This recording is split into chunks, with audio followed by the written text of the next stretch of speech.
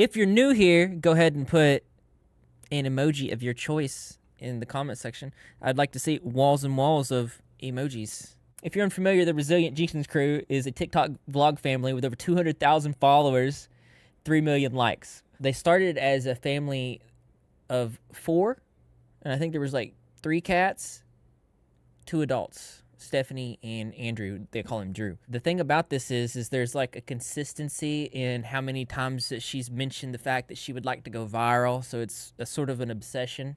There also appears to be a push of use for that virality through her family, children and whatnot. I've seen some titles will say she's attempting to monetize child poverty.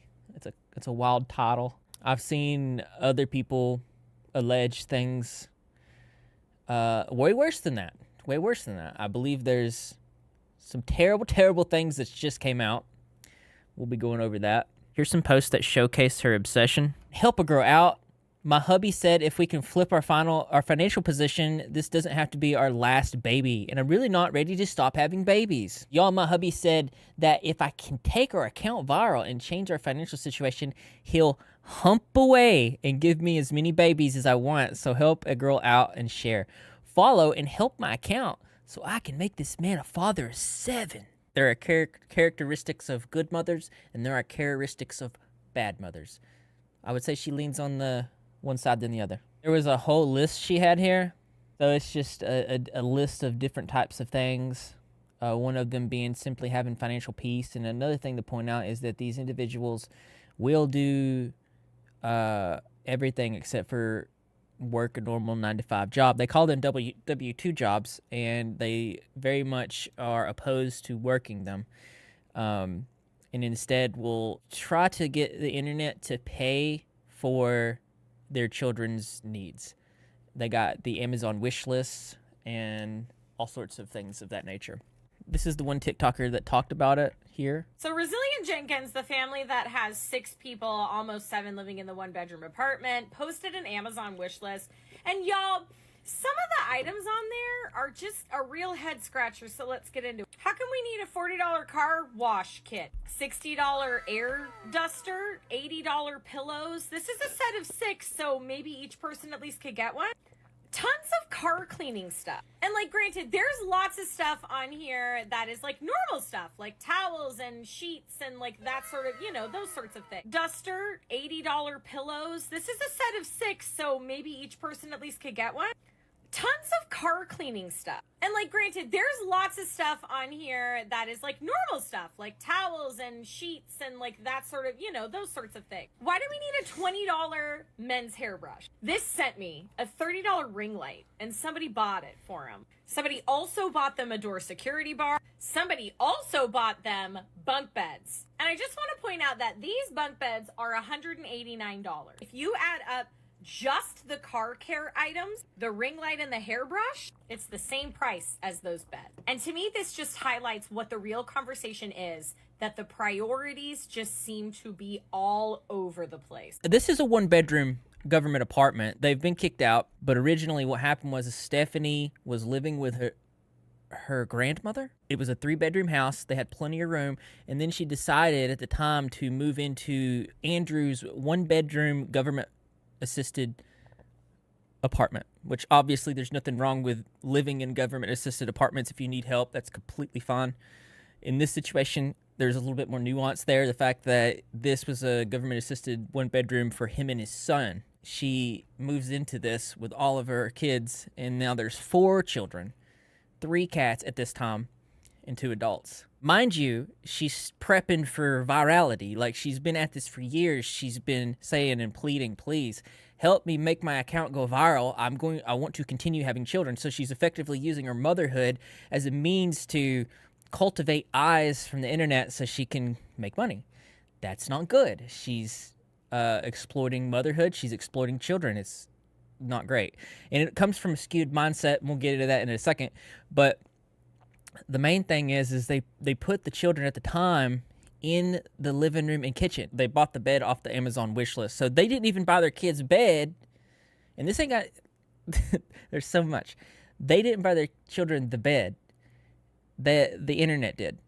and a security for the door, like a security bar for the door, because if if thieves broke in, the kids would be the first line of defense, while the parents are in their own bedroom with a full bed. A full bed. It's got box spring and everything. These kids are in the floor sleeping on a foam topper. Not good stuff. It's just it's a piece of foam. You guys see that? It's a piece of foam. That's all that is. This is a decent bed.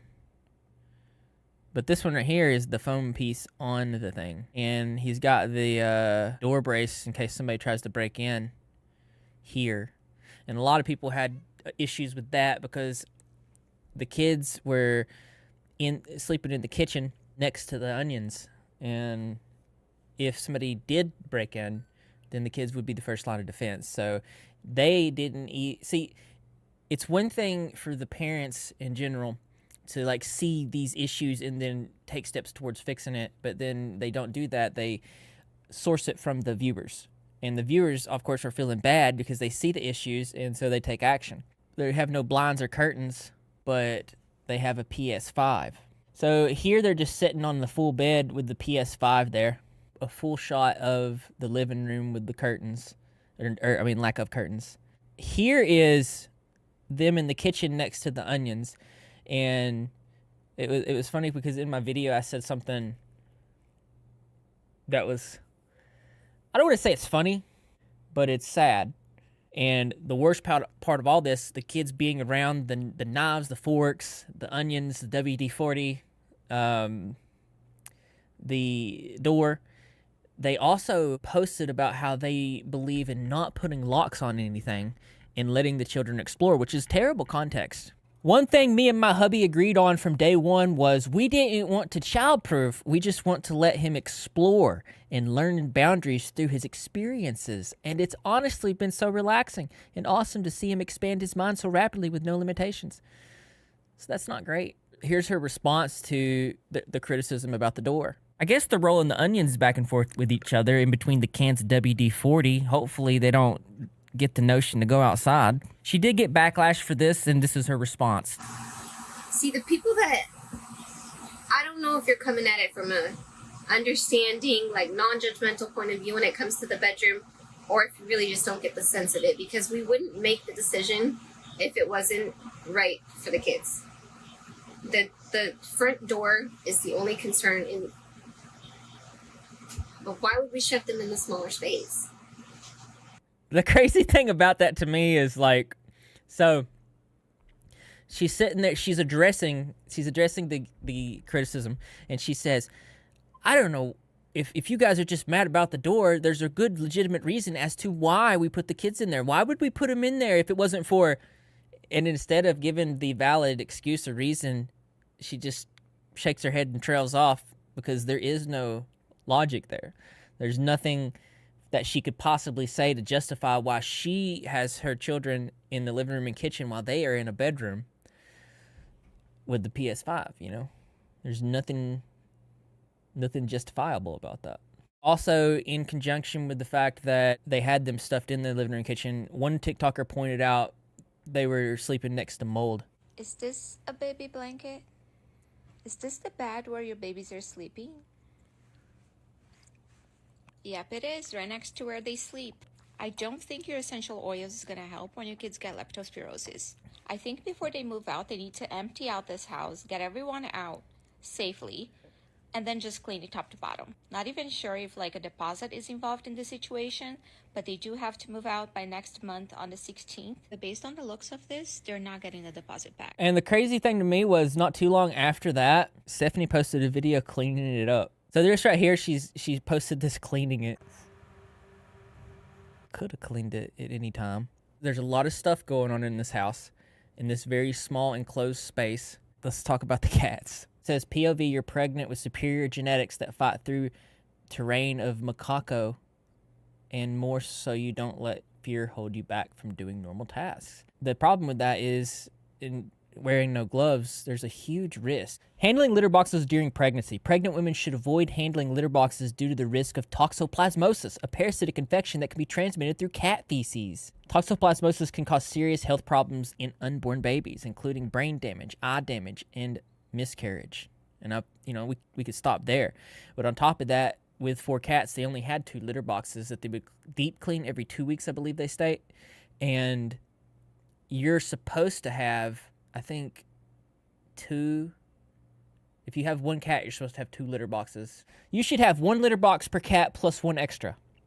This helps prevent behavioral, oh, my Southern is kicking in. Behavioral issues like urinating outside the litter box. She cleans it with no gloves, exposing herself to toxoplasmosis. And then, on top of that, nasty cat boxes get another reset. Ever since we found out I was pregnant this time around, Babe has taken over the cat boxes completely, which I am ever so grateful for. I mean, because let's be real, who the heck decided that cats should shit inside? What gave them the right? Cats be so entitled, having us clean up their shit. Honestly, running the house like it's their own. We love our fur babies, but cleaning up after the nasty. Also, I wanted to point out that isn't it kind of weird to clean the cat litter box in the same shower bathtub that you take showers in? Like, I would never, like, that's crazy. Like, I wouldn't do that. Like, that's gross. Is that just me? Or is that, like, because I've seen a lot of people talk about this in their videos, but no one ever pointed this out. Like, that's kind of like, is that not gross? Is that just a me thing? Possibly one day we'll have the luxury of having one of them automatic cat boxes. That would be awesome. Now let's get back to the video. Drew does this deep clean reset on the cat boxes about every 2 weeks. He makes sure to sanitize all the I'd say I told you it was every 2 weeks. wall around the cat boxes because, like I said, these nasty cats be getting shit everywhere. And then he does his best to get all of the litter out of the carpet. We tried one of them rugs in front of the cat boxes. That did nothing for us. We've been using both baking soda and essential oils to help with the smell in the cat boxes. And that definitely... Oh, you just heard him say that they put essential oil in the cat litter boxes. I want to show you guys this. All essential oils are toxic for cats if ingested or inhaled in a large amount. Essential oils including oil of cinnamon, citrus. I found one in my video where I talked about how it was like orange specifically.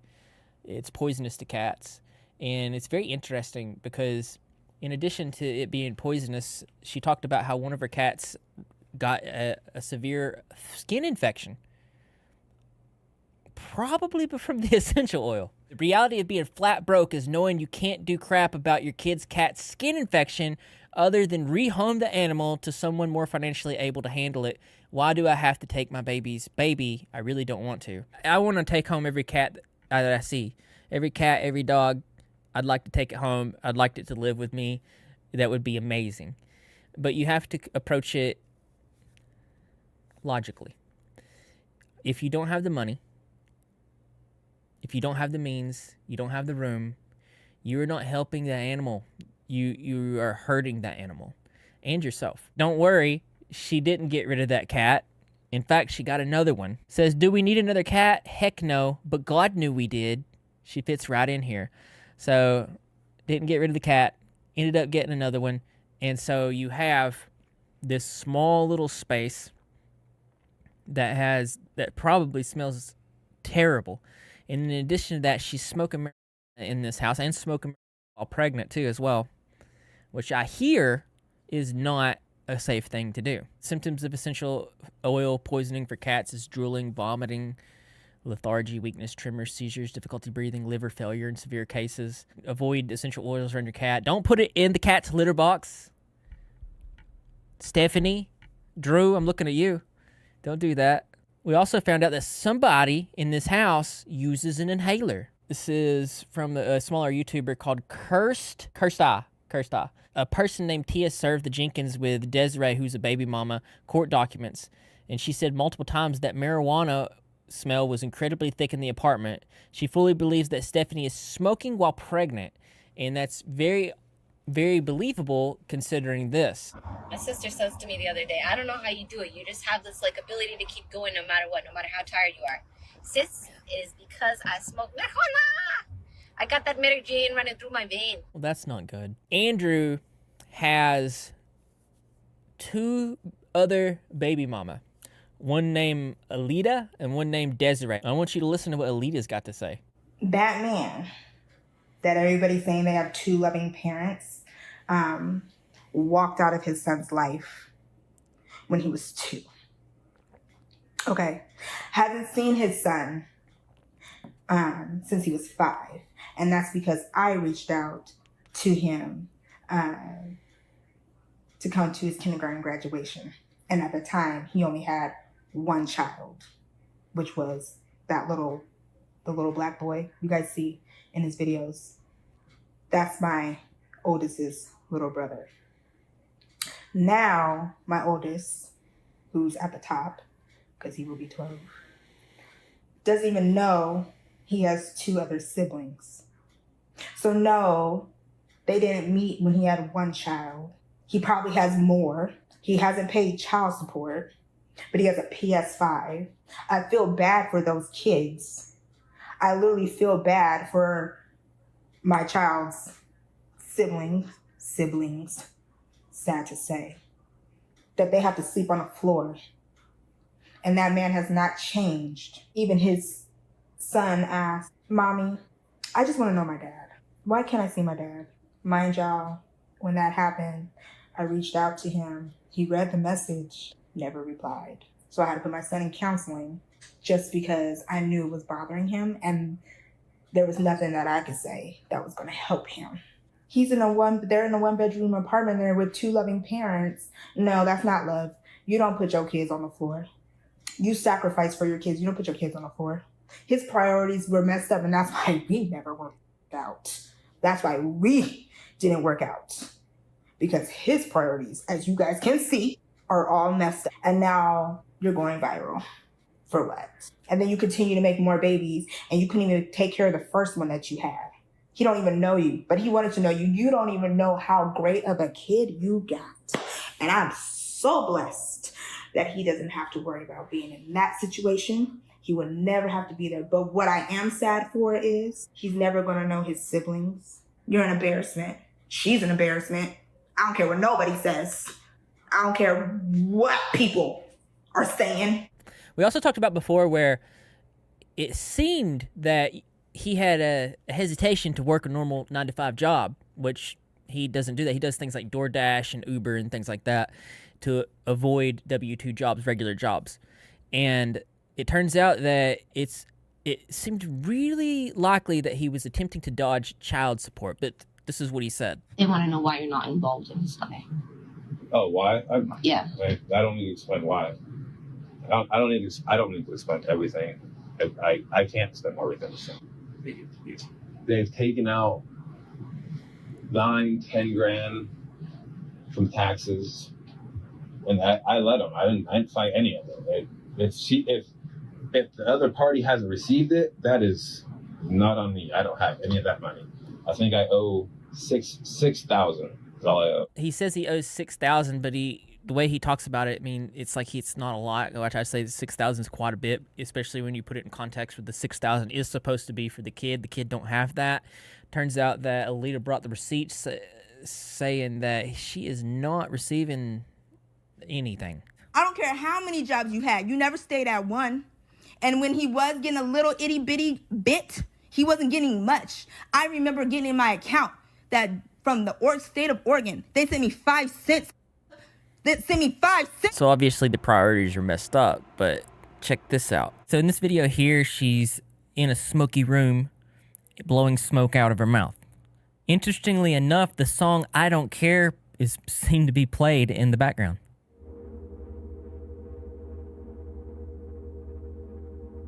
There's also pictures in the backgrounds of her videos of bongs and other paraphernalia. A post of her coughing saying, when you underestimate the strain. Another saying, when the downstem comes out with the bowl piece. Just to enlighten you, we just saw all that evidence of her smoking. This is her saying that she doesn't smoke. Here. No, I don't. I don't know where that's coming from. I've only ever joked about that. I don't smoke. So there you go. And there's a lot of that stuff where she'll say things like that, and then the opposite turns out to be true. Because it's like she forgets that she records this stuff and puts it out there. There was also the controversy about the stuff that she puts out there where people were coming after Drew saying, oh, he doesn't work. He doesn't do a 9-to-5. He doesn't do the things that he's supposed to do as a man. And so they started having him clean in more videos. So he's cleaning, he's cooking. They're really getting the screen time on that. But the problem with that is in every scene, the guy had his gaming headset on. Oh, here's the PS5.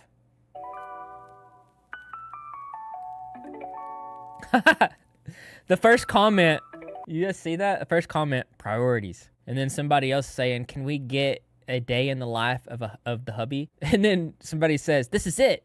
Just put it on loop for 12 hours.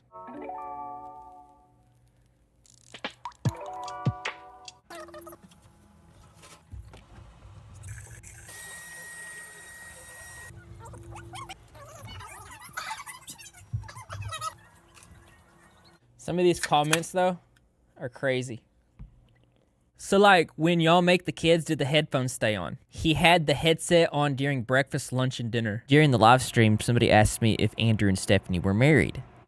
No, they're not married. She's actually alleged to be married to a child offender. So I guess we can go ahead and bring that up right now. 26-year-old registered S offender from Washington is being held without bail after he was charged with kidnapping and abusing a child under 14. Y'all, this is her husband. Mr. Jenkins is not her husband. This is her husband. You see, she even posted about it. Apparently she was so disturbed about it. But I don't know why, because that's not the first time that has happened. Actually, he was already a S offender before you married him. You see, Mr. Thompson has been an S offender since 2010 for essaying his mother and a 7-year-old. And you still married him. And it looks like you had children with him because her oldest daughter looks like him. And apparently she's still married to this criminal. Also, while we're at it, I do want to say I really appreciate everybody who has donated on this year's fundraiser. Yeah, $40 of 2,500 raised. Last year, let me see, we raised, so we got one for DV, $1,178.97. We got one for rain for $12,615. We have another one for DV, children's DV, for $3,350.48. The current one at $40.73, and we have another one for rain at $4,337.98. That was last year. So I'm about to go into a philosophical discussion. I hope that you enjoy that, but I want to also hear your opinions in the comment section below. This one-bedroom house was full of marijuana smoke and cat pee, so that's pretty crazy. In addition to, they had lice infestations and flea infestations, and I just believe it. Again, you gotta. It's not a for lack of thing. It's these people are not. They will not work normal jobs, and they e-beg to get things for their family, not because of any other reason than they want virality. They feel. You know, it's interesting because you'll see it so many people that want to be famous and viral and stuff like that, and they can't get it. It's like it's near unattainable to them, and I believe, and this is philosophical, that if you want to be viral and you want views, it's going to be next to impossible for you to actually get that thing. The mindset that they have keeps them from being able to achieve that, because I think that you have to have. And I know that there's plenty of examples of just trash individuals who have become YouTubers and internet influencers. And that's not what I'm saying. You have to have a certain type of mindset as far as like discipline, consistency, persistence. But even if you have that and you are evil, let's say you're evil, bad people, bad actors, as YouTube likes to call them, then you won't be able to be successful for long. There's a quote. It's from the Bible verse. Verse of the day is Psalms 37, semicolon 1-2. Do not fret because evil men, or be envious of those doing wrong. For like the grass they will soon wither, like green plants they will soon die away. This verse, Psalms 37, 1-2, warns against envying those who engage in wrongdoing, emphasizing that their success is temporary. It can be understood as a reflection of hedonism, bad habits, and lack of consistency. Those who chase pleasure without discipline or engage in unethical actions may seem to thrive for a time, but like grass that withers, their gains are fleeting. True success comes from steadfastness, integrity, and a commitment to long-term growth rather than indulging in short-term gratification. And I think that's pretty much what this is. Like, I think you have to have a certain amount of oomph, you know, to let this happen. I don't think that I could have gotten to where I am, and a lot of YouTubers could have gotten to where they are if they didn't have some principles, some solid values. Like, if again, because like you see examples like the Resilience Jenkins, Stephanie, and Andrew, who want virality so bad that they're willing to exploit their family and children, and all these other vloggers and stuff. They don't have that, so they're always going to fail. It's inevitable. It's like, that's just how it is.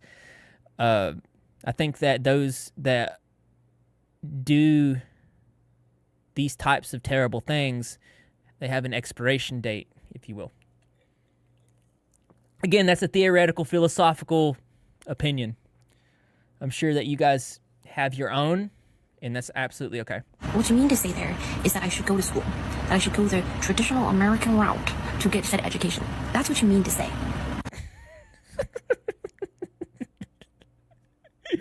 Bro, she sounds like the Joker from Batman or something. Am I wrong? Like Heath Ledger version. So this is her saying that, why doesn't she work a normal 9-to-5 job? Let's listen to what she's got to say here. Okay, so she's saying that in response to, you need an education. What you mean to say there is that I should go to school, that I should go the traditional American route to get said education. That's what you mean to say. Because I'm very well educated, actually. I just didn't go that traditional American route because... What is that? I can't. Like, I don't know anybody that's educated that looks to the camera and makes a video, records it, and says to the people, I am educated. By the way, I am educated. That's the craziest thing. I'm sorry, I keep interrupting this. Because I'm very well educated, actually. I just didn't go that traditional American route because I don't take to that. You know, I don't like to be a, what's another word for slave? Yeah, I don't like that. Maybe you are. Maybe you're that America. Not me, honey. How hypocritical is it for her to make fun of America and Americans and the things that we do while also taking benefits that we pay for with our taxes and things like that? How hypocritical is that really, though? That's crazy. Another user saying, does she know her kids are fed because the taxes paid by people who are all America? Like, America is your baby daddy, Stephanie. If it wasn't for us, how would you eat? It's pretty true. Gotta watch out for that hypocrisy. Any type of fame that they do get is localness.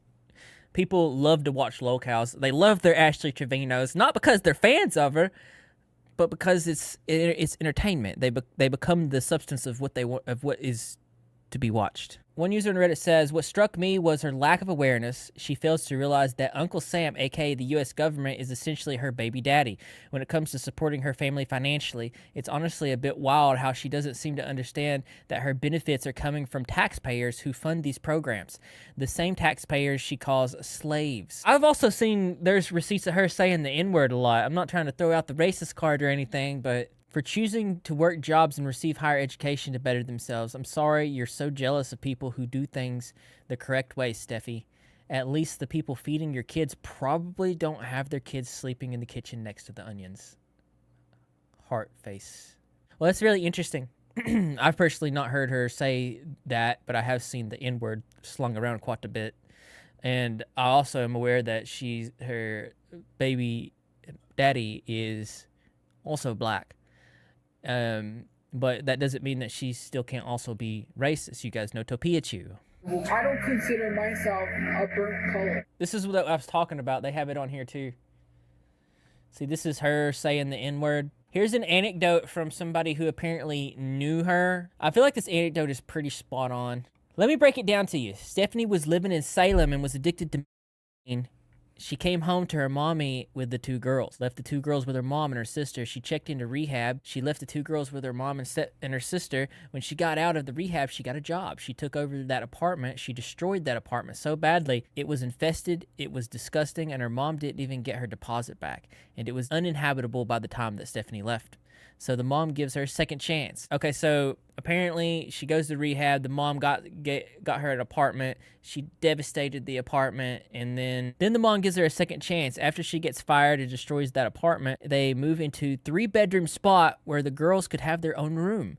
This is where Stephanie promises she is going to take care of the car, blah, blah, blah, blah, and totals the car, screws her mom, and then moves in with Drew, leaving her mom with a big house that she didn't need. And this is all coming from very reliable sources. Stephanie wants to paint her whole family out like they were monsters, but all I have heard from people I've spoken to in town is that she ABUSED'd her family. Her sisters don't talk to her. They paid for her to get divorced, and she refused to sign the papers after they were out over $10,000. What I'm now figuring out after talking to people in town is that Stephanie's as much of a snake as Drew, and the best thing for those kids would be to get away from both of them. That is insane. You know, and here's another anecdote that backs this up here. Yes, so Stephanie's mom was in my live yesterday and actually did confirm that the apartment that they live in was Drew's apartment originally, with just him and his son. Then Miss Stephanie came over with her 2 kids and invaded Mr. Drew's son's space, which I just think is really selfish. That's... How dare you take away from your son like that by making him share his space with 2 kids that aren't yours? And not only is he sharing his space, he's forced to share all his resources, the little resources they have. Now he has to share and has been sharing. It's just not fair. And then before this, Stephanie's mom confirmed that Stephanie lived with her mom. They had a 3-bedroom apartment. So she took her kids out of their comfortable 3-bedroom apartment where they had more than enough space and threw them to shack up with this guy in this little tiny apartment. Why would you do that to your kids? This isn't a situation where they were forced into this. Yes, they're poor, but they were not living like this before. They chose to live like this so that they can just be together and be trash. Like, look at this. If you didn't come from a good family, make sure a good family comes from you. In generational curses. Absolutely, guys. 100%. Break the generational curse. And that can be difficult. I completely understand that. Sometimes boundaries, actually all times that I've ever experienced, boundaries are difficult things. A lot of people will just not put down boundaries because they don't want to deal with the hassle that comes with it. They don't want to have to talk to people. They don't want to have to, they don't have the bandwidth because they're already beat down from working all day. But boundaries are worth it. Have the argument, do the boundaries. It's the best thing for you, trust me. During my research on this video, I came across a pretty severe alleged situation. So this is from a user who says, anyone else heard about this? This is alleged, by the way. She lured a 14-year-old to her husband to essay. She is not a good person. There is proof. Someone whom I met in the comments section is friends with her mother of the child. They're working on making a video with all the proof. However, you can understand how hard that would be for someone to speak about and speak out on without being anonymous. Something traumatic like that will haunt her for the rest of her life. The SA is for sure confirmed, however, via news articles. Oh man, is that true? Holy crap. Another person saying, I've been speaking privately with the survivor's mom, friend in private. It has certainly happened. And hopefully she will get the courage to finish her video talking about it. I can't even imagine how hard something like that would be to relive and post online. So this is something crazy. Here's something that Stephanie said. Comparing me to Ruby Frankie is absolutely disgusting, but I understand you content creators lack authenticity about... No, she didn't say that. But I understand you content creators lack authenticity about yourselves. That's actually interesting. And I also understand you gotta say the most gossip-worthy thing to make sure your bills are paid and you get those views you're looking for. Lies and hate spread so much faster than the truth and authenticity. Growing our online community has taken me years, yet I made multiple accounts blow up and monetize off my name, including his ex's. Personally, I find it foul to make money off someone else's name. Wow, man. Talk about calling the kettle black. She says that, but then has her children in her content. That is no better than having someone work for you and taking the credit for their work. Guys, The elaborate YouTube videos crack me up. How are any of these gossip-happy folk going to feel if they ever actually mature enough to see how wrong they are? I can't even get into how illogical that was, but this is called projection. If you look about how mommy vloggers do on TikTok, they do this right here. Personally, I find it foul to make money off someone else's name. That is no better than having someone work for you and taking credit for their work. This is what these mommy vloggers do to their own children that do not have the proper autonomy to make choices on their own. And just to get it clear, autonomy, they have limited autonomy. So they need adults, teachers, and caregivers to help them in direction and rational choices and decisions. Because a 2 or 3 year old, if you say, "Hey, do you want some candy?" they're gonna be like, "Yeah, I'm gonna want some candy." But if you also say something like, "Do you want to go jump off that bridge?" they'll also be equally enthusiastic because they don't understand. Their brains aren't developed, and they look for the adults in their lives to take care of them. But people like this who don't completely understand, they betray that trust 100%. We see it again and again and again. It's wild. These terrible mothers keep doing terrible things. We're going to keep calling it out. I will look to you guys in the DMs on my Instagram, which I promise you I'm going to upload new photos on. So go to the Repzilla Instagram. Send me topics over there. Positivity Turtles in the chat. Give yourself a pat on the back. You guys are great. You're all beautiful people. I love every one of you guys.